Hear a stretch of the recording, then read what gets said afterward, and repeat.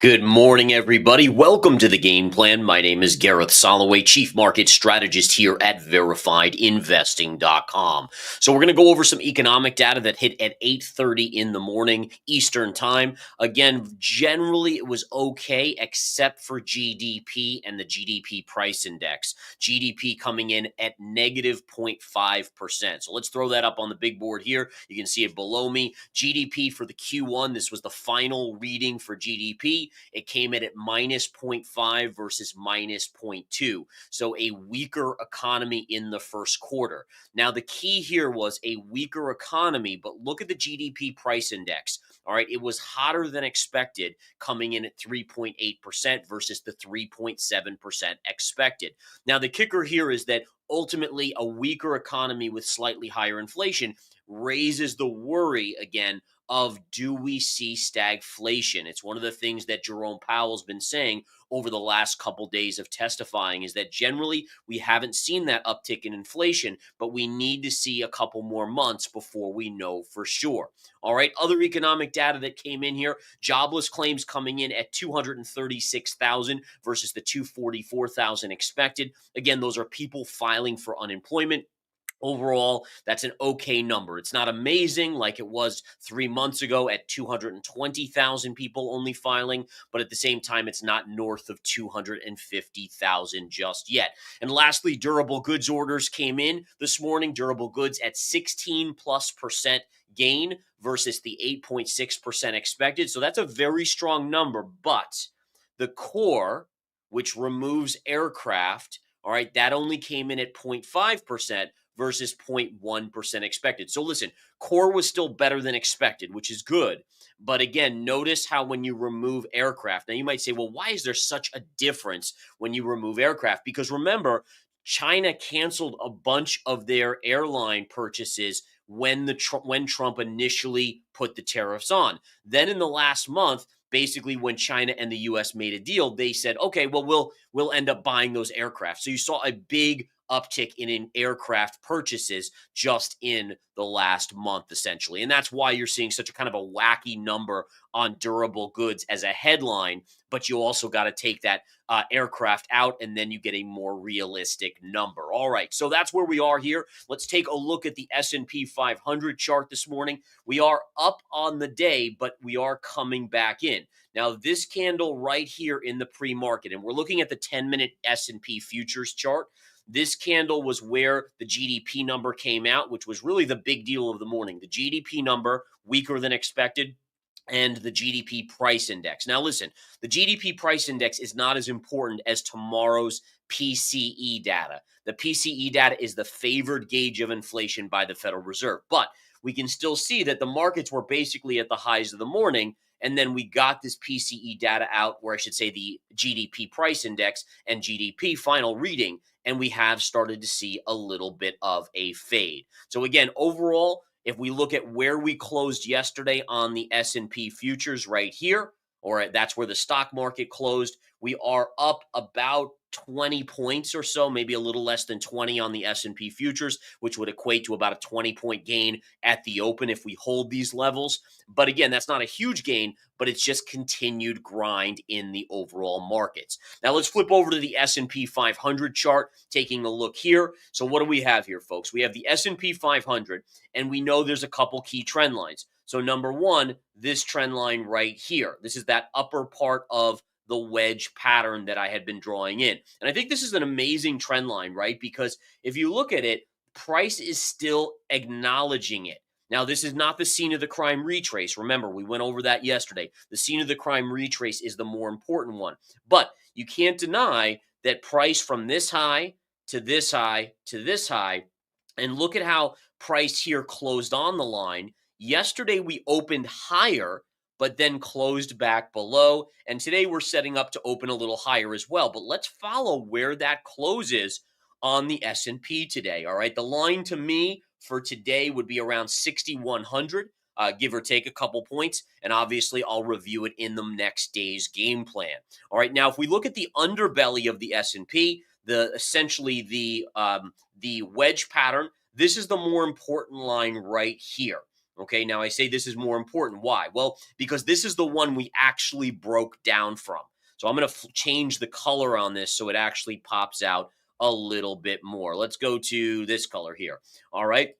So essentially, we can see as I went over in yesterday's game plan, upticking, you can see price respecting this level over and over again, breaks down, little retrace into it, pulls back. And now if we push up, that's your next level, which currently sits, if it were to hit today, it would actually be around 6180, give or take. But remember, it's upsloping, so it goes up a little bit each day. So those are ultimately the big ones. Obviously, we have the former all-time high on the S&P, which is kind of right up in that same zone. So again, that would be your big level. But still, let's not discount this one. Maybe this one, again, is powerful enough to push the markets down. I kind of doubt it a little based on the animal spirits in this market, but let's continue to follow it in the near term. All right. Again, the QQQ did make a new all-time high, but again, is still underneath both key trend lines of the wedge pattern here. You have the upper trend line right here, which it kissed at the highs yesterday. And then we still have the scene of the crime retrace. And again, just to simplify it here for those of you that may have a little trouble understanding the trend lines, here's your trend line. Hits here, here, and here, right through these lows. We broke, consolidated. Now we're pushing up. The expectation here in general, and I'm just speaking from probabilities, right? Probabilities would dictate that in general, you go back to that line and then you get your bigger move to the downside. So again, that's in general probability wise what usually occurs on charts. They break key levels. They go back to home base. Think about it like a kid going off to college or university. They come back for Thanksgiving or they come back for Christmas. They come back to the family house. They have a great meal. They spend time with the family, and then off they go again into their life. They're in their adult life essentially. Okay. The dollar today is breaking lower, so we can see the breakdown potentially is starting on the U.S. dollar. We've talked about this kind of megaphone pattern. A megaphone pattern, all it means is it resembles a megaphone, right? So you have an ascending trend line and a descending trend line. They're getting further and further apart. Price respects the lower end, the higher end, the lower end, it bounces, and then here it's breaking to the downside. So essentially, when you get these patterns, you basically respect that it's stuck between them, but at some point you look for which way it breaks, and then you usually get a bigger move in that direction. In this case, it's looking like we're breaking to the downside, but again, we need to see confirmation. Now, if it does continue down, where would first major support be on the US dollar? Right in here, guys. This is a great level around $94, $94.50 on the DXY. High pivot to high pivot, right in there. You can even see right here how you broke out, you retraced to the scene of the crime, like we've just talked about, and then you went on your big move to the upside. So it's almost like the S&P is doing the inverse of this potentially on that wedge pattern breakdown and then retracing to the scene of the crime. This again would just be the inverse of that. Continues to hit, breaks down, pulls back, hits again, breaks out, retrace. Here's the scene of the crime retrace, and then look at that move to the upside. 10-year yield is also breaking lower today, potentially confirming this break. Again, my target that I have given you guys is at 4.13. I still anticipate that being the target to the downside. Micron reported earnings yesterday after the bell. The stock initially popped, then came back in, then kind of opened in the pre-market a little bit higher and has faded. All in all, it is slightly green. But remember, I gave you guys the insights yesterday. I said, listen, it's very unlikely that Micron will be able to push above this level. Gap fill, pivot low, and then these lows right in here, huge resistance. And really what you could do is you could extend this even out here to this zone over here. And what we saw is initially on earnings, sure, it popped initially on the 10-minute real quick through that. And then look at how it's come back in that zone. This is the same zone on the intraday 10-minute chart that we were just looking at on the daily chart right here. So again, you can see how extended the chart is. So it's already factoring in amazing earnings. And by the way, their earnings were really, really, really good. But again, what was factored in when you rallied from $60 all the way to almost 130? A lot was factored in at that point. Couple other stocks that continue to show strength. We have AMD. A lot of these semiconductors have been powerful movers. AMD again continuing to push here. If we look at the pre-market, it was up, although it is starting to fade just a little bit here in the early session. And then we can't not mention Nvidia, guys. Nvidia did break its all-time high. I do have a secondary level here that I think will be epic resistance. And you can see it right here. So let's remove this line for now just to keep it simple. And if we take our arrows, we can say, okay, major high pivot, and then look at the pullback. Major high pivot and high pivot, look at the pullback. Again, major high pivot, look at the massive pullback. Is it possible we're going right up here in the next week or two? And would that then be a major resistance level, right? And again, all we do here is use charts to our advantage to basically give us key levels. The idea being is you rally up into that, and then that bigger rejection potentially comes back in. And listen, that's only at 162 to 163. So it's only, from yesterday's close, that would be about an $8 to $9 rally higher. Now, this morning, NVIDIA is higher on the day, but just like all the rest of the semis, we are seeing a little fade here after that economic data came out. All right, flipping over to commodities, gold is down, ticking just a little bit today. In all fairness, gold probably at least needs to tag this level. But for me, I'm just sitting on the sidelines on a swing trade basis here. No exposure to gold whatsoever, because really what I'm looking for is, well, which way is it going to break? You have this down-sloping trend line, this up-sloping trend line. Depending on which way it breaks, that's going to be its next major move. Now, if it breaks to the downside, there'll be a little bit of a stop point right at this low here. See this little pivot and this former pivot high. So really right around, 31.25, 31.30. If it continues, then this would be my buy level right down here at just below 3,000, 29.70-ish, give or take. I would expect a big move back up. All right. Now, if it breaks out, okay, well, we're probably going to, I would guess close to 4,000. And listen, longer term, I think it's going to 4,000 and then 5,000 anyways. It's just more, well, what is it going to do in the short term? It doesn't need more time to digest the massive move up that we've seen in gold going back to when it was trading in 2022 at $1,600. I mean, think about that. Gold since 2022 in less than 3 years has gone up over 100%. That's very rare historically in gold. So it may need to consolidate just back to the 3,000 even number right here. Now, silver, you guys know I've been bullish on based on the breakout. I just haven't rebought because it hasn't given me an opportunity to rebuy down here after I unloaded my long up here.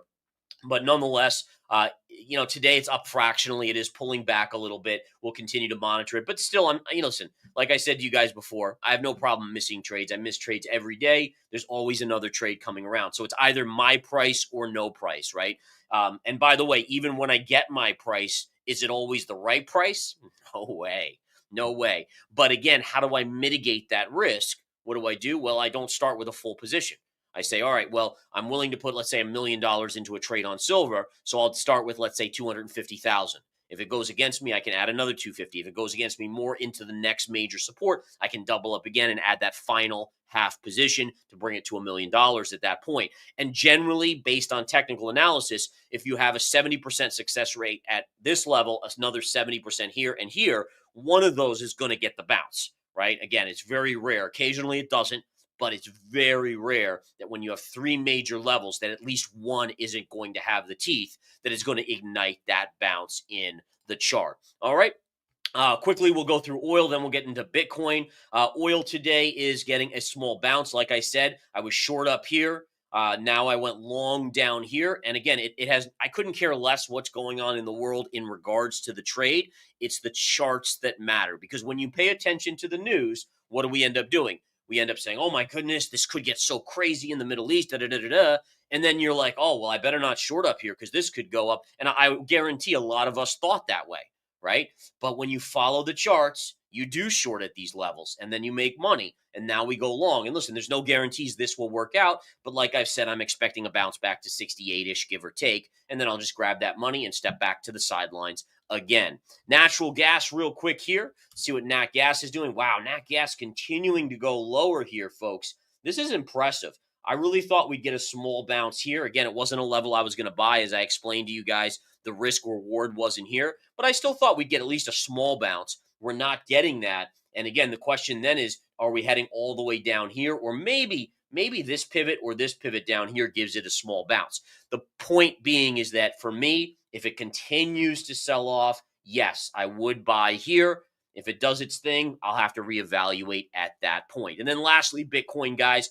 Bitcoin did fight back above this upsloping trend line, and now it's pulling back just a shade. Resistance remains just below 110,000. Only minor resistance, mind you, but resistance nonetheless. Major resistance would be about 113,000. And then really support still remains right here at 100,000. And then if that breaks, we're looking at 95 to 93,000 on the chart of Bitcoin.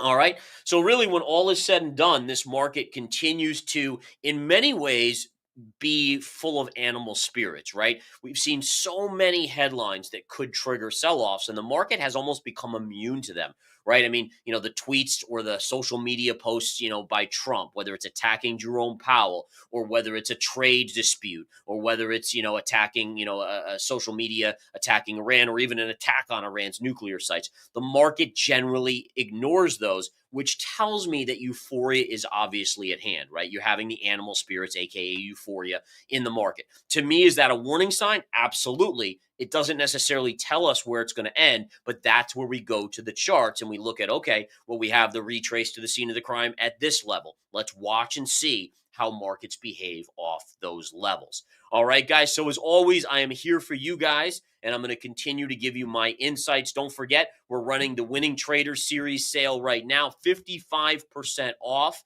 It's everything that I know, everything that I teach, everything from 26 years of teaching. And also, by the way, our other courses are at least 50% off as well. Those sales will end on Sunday, so just a heads up. Get it while you can. After that, the Winning Trader Series goes back to 10K. So again, it's that one last chance here. We are already on Thursday. You got a few days left to take advantage if you want to learn this stuff. And again, that course will rock your world. You guys have a great rest of your day. Thanks so much, and I'll talk to you soon. Take care.